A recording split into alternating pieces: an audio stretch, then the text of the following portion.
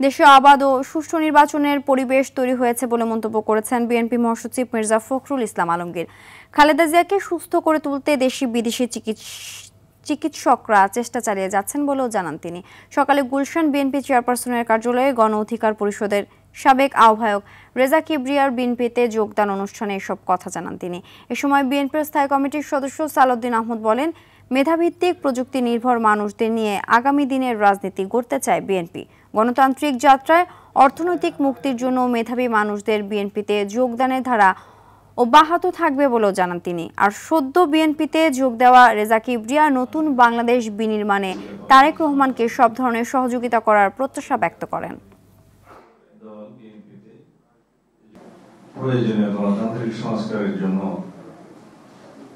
আমাদের প্রয়োজন অনেক মেধাবী নেতৃত্বের, প্রতিভাবান মানুষদের, যারা জাতীয় অর্থনীতি এবং গণতান্ত্রিক সংস্কারের জন্য যথেষ্ট গুরুত্বপূর্ণ ভূমিকা রাখতে পারবেন এবং এই প্রক্রিয়ার মধ্য দিয়ে আমরা একটি অর্থনৈতিকভাবে সমৃদ্ধ এবং গণতান্ত্রিকভাবে একটি আমাদের স্বপ্নের প্রত্যাশা বাংলাদেশ নির্মাণ করতে পারব।